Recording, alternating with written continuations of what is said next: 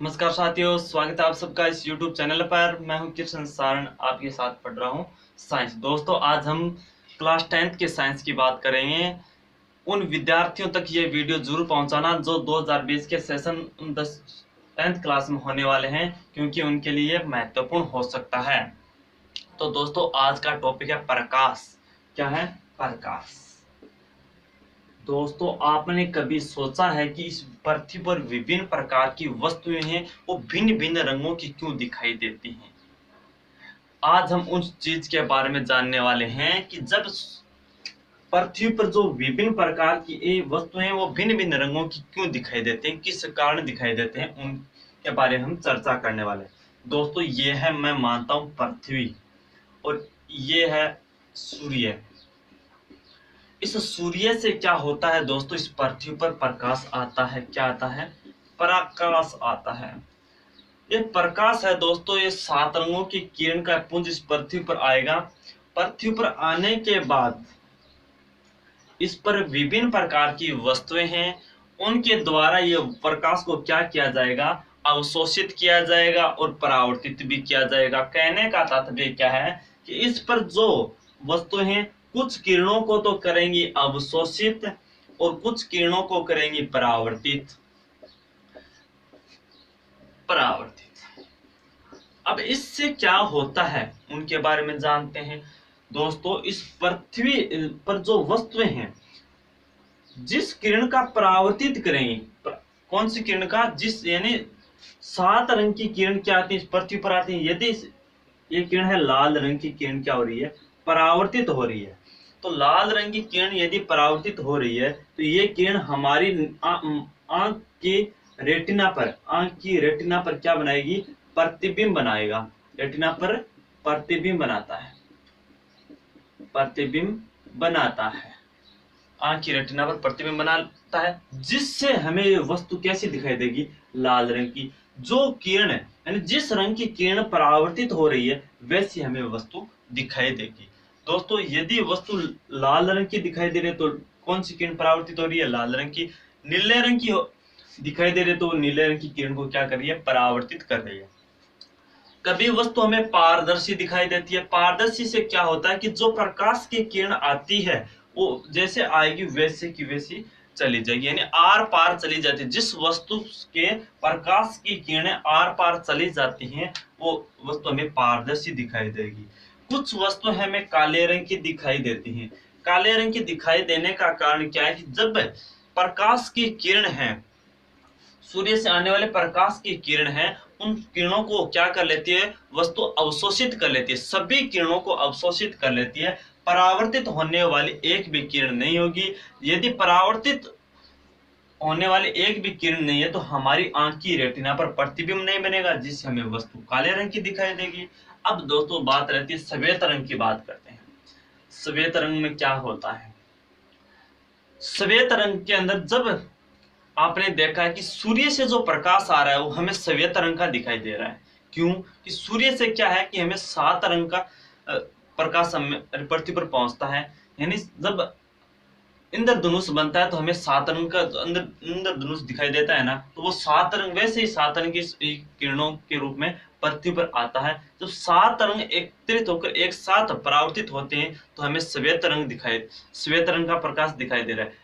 इसका कारण यह है कि जब सूर्य से आने वाला प्रकाश है और पृथ्वी पर जो विभिन्न प्रकार की वस्तु हैं, उस वस्तुओं से टकराकर वापस 7 रंग की किरणें परावर्तित हो जाती हैं, सभी किरणें क्या होती हैं? परावर्तित होती हैं। तो हमें वस्तु कैसी दिखाई देगी? श्वेत दिखाई देगी।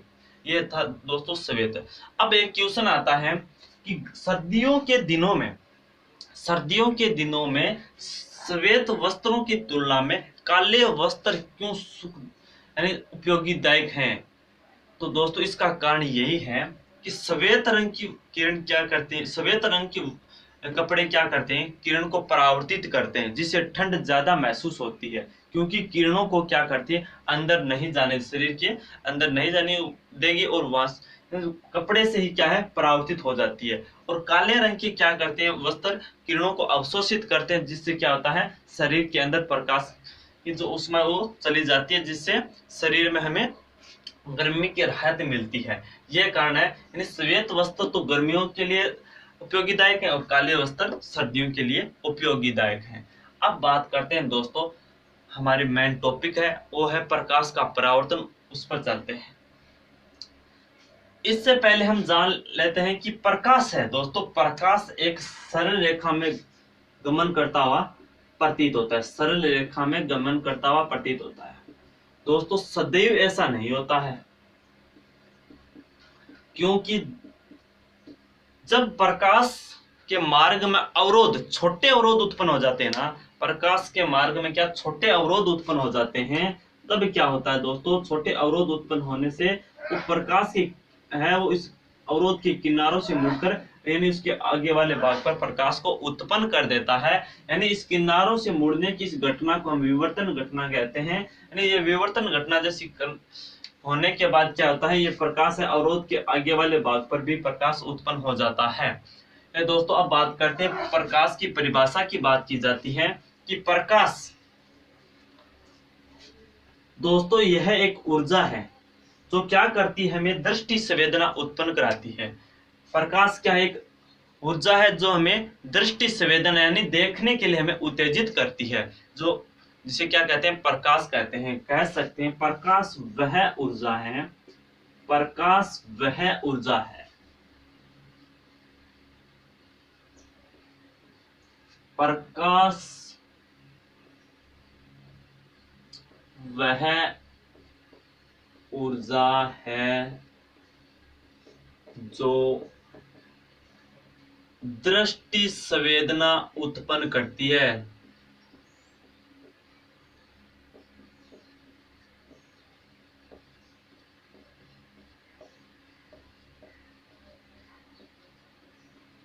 ये प्रकाश की परिभाषा। अब दोस्तों हमें एक चीज और जान लेते हैं कि पृथ्वी पर प्रकाश का मुख्य स्रोत, पृथ्वी पर प्रकाश का मुख्य स्रोत क्या है, मुख्य स्रोत है सूर्य, सूर्य है, क्या है, सूर्य है। ये दो परिभाषा हो गई।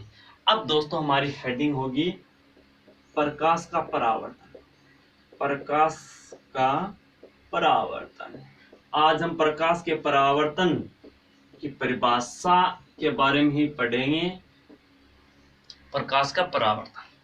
अब बात करते हैं दोस्तों, मैं एक ये सतह लेता हूं, क्या एक समतल सतह है। इस सतह पर क्या होता है, कोई प्रकाश की किरण आकर गिरती है, प्रकाश की किरण आकर क्या होती है, गिर जाती है, गिरती है। उस गिरने के बाद क्या होती है, ये आगे जाने की बजाय ये वापस उसी माध्यम में चली जाती है, यानी वापस उसी माध्यम में टकराकर वापस उसी माध्यम में चली जाती है।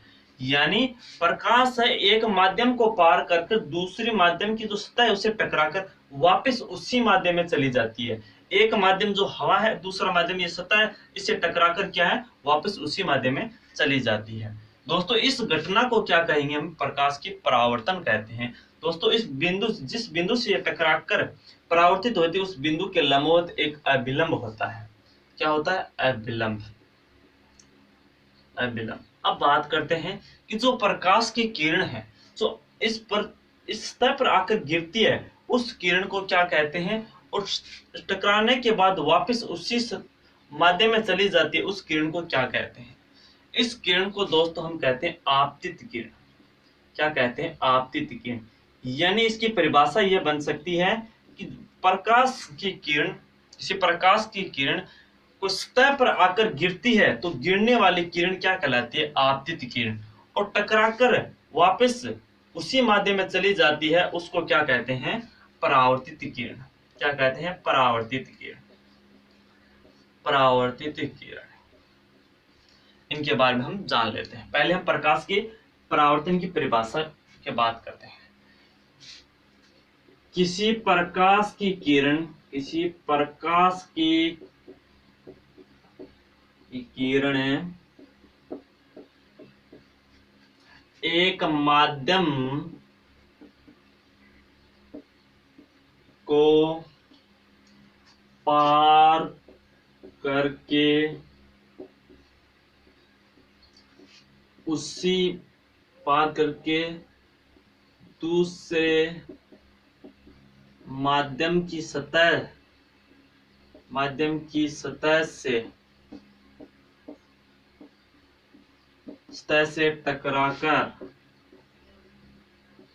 टकराकर वापस उसी माध्यम में चली जाती है, वापस उसी माध्यम में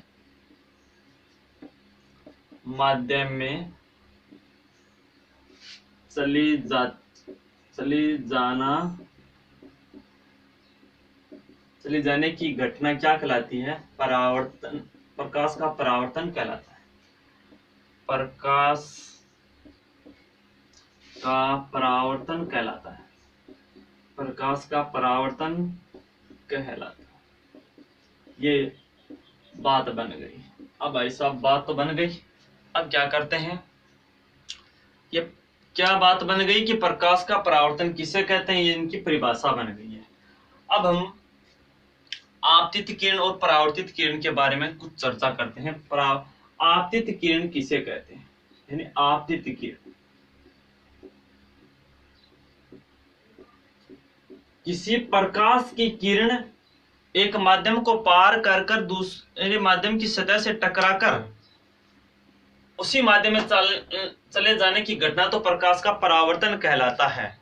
अब हम बात करते हैं आपतित किरण की, यानी वह किरण जो सतह पर आकर गिरती है, यानी वह किरण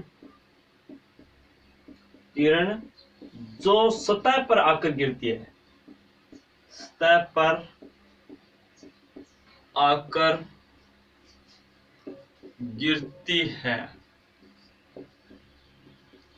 उसे आपतित किरण कहते हैं। उसे आपतित किरण कहते हैं। आपतित किरण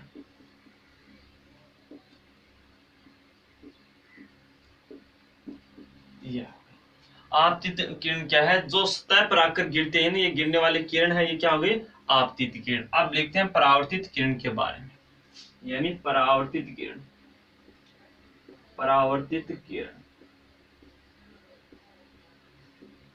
परावर्तित किरण क्या है कि वह किरण जो परावर्तन के बाद पुनः उसी माध्यम में चली जाती है, यानी वह किरण जो परावर्तन के बाद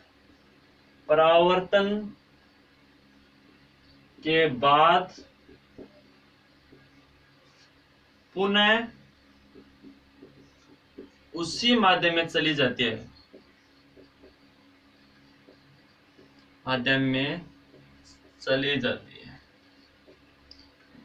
है, उसे क्या कहेंगे? परावर्तित किरण। यह है दोस्तों आपतित किरण और परावर्तित किरण, यानी यह है आपतित किरण, यह है परावर्तित किरण। एक बार फिर से समझ लेते हैं इतने मटेरियल को। प्रकाश के परावर्तन क्या है? किसी एक माध्यम, यानी किसी प्रकाश की किरण है, वो एक माध्यम को पार कर दूसरे माध्यम की सतह से टकराकर वापस उसी माध्यम में चला जाना क्या कहलाता है? प्रकाश का परावर्तन कहलाता है। अब बात करते हैं आपतित किरण, यानी वह किरण जो सतह पर आकर गिरती है, यानी जो ये किरण क्या सतह पर आकर गिरती है, तो गिरने वाली किरण क्या कहलाती है? आपतित किरण कहलाती है। अब जो परावर्तन के बाद जो टकराकर परावर्तित हो रही है, परावर्तन के बाद वापस उसी माध्यम में चले जाने वाली किरण क्या कहलाती है? परावर्तित किरण कहलाती है। यह थी प्रकाश के परावर्तन और आपतित किरण और परावर्तित किरण की परिभाषा। अब दोस्तों हम बात करने वाले हैं आपतन कोण और परावर्तन कोण। जो प्रकाश की किरण जो आपतित हो रही है, यानी आपतित किरण व अभिलंब के मध्य बना कोण क्या कहलाता है? आपतन कोण कहलाता है। आपतन कोण कहलाता है। और अभिलंब व परावर्तित किरण के मध्य बना कोण क्या कहलाता है? परावर्तन कोण कहलाता है। अब हम चर्चा इस बात की करते हैं कि दोस्तों जो प्रकाश की किरण इस अभिलंब के साथ कोण बनाकर आती है, अभिलंब के साथ कोण बनाकर इस बिंदु पर आती है, तो वो कोण क्या कहलाता है? आपतन कोण। और जितने डिग्री का कोण बनाकर इस अभिलंब के साथ जाती है, वो क्या कहलाता है? परावर्तित। अब हम बात करते हैं इसकी परिभाषा की बात कर लेते हैं। आपतन कोण और परावर्तन कोण की परिभाषा भी जरूरी है, क्योंकि आगे जो नियम पढ़ने वाले हैं दोस्तों, वो नियम इस आपतन कोण और परावर्तन कोण पर ज्यादा डिपेंड रहते हैं। तो ये है प्रकाश का परावर्तन। प्रकाश वह ऊर्जा है जो दृष्टि संवेदना उत्पन्न करती है, और पृथ्वी पर प्रकाश का मुख्य स्रोत क्या है? सूर्य है दोस्तों। ये यानी किसी प्रकाश की किरण एक माध्यम को पार करके दूसरे माध्यम में चले जाना क्या कहलाता है? प्रकाश का परावर्तन। अब हम बात करते हैं प्रकाश के जो आपतन कोण है और परावर्तन कोण है उनके बारे में पढ़ने वाले हैं। आपतन कोण और परावर्तन।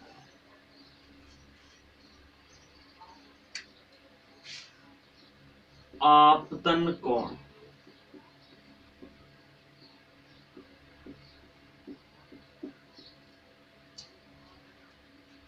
आपतन कोण क्या है कि आपतित किरण, लिख देते हैं आपतित किरण व अभिलंब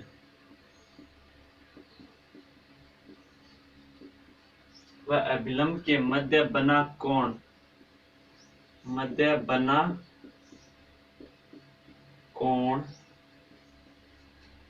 आपतन कोण कहलाता है।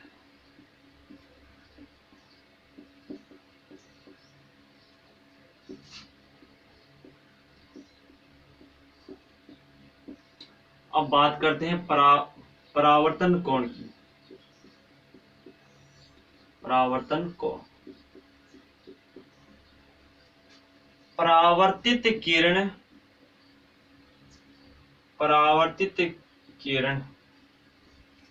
व अभिलंब के मध्य बना कोण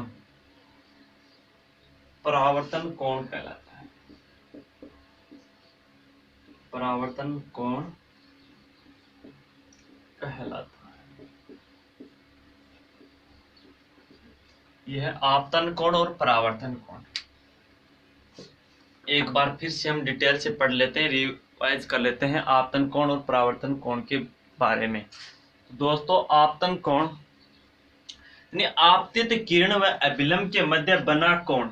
आपतित किरण और अभिलंब के मध्य बना कोण क्या कहलाता है? आपतन कोण। और अभिलंब व परावर्तित किरण के मध्य बना कोण क्या कहलाता है? परावर्तन कोण।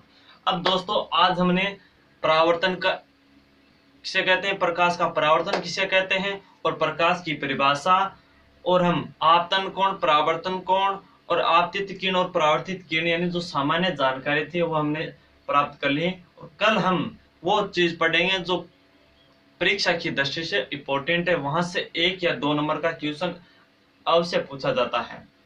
तो दोस्तों आज की कक्षा में इतना ही। धन्यवाद।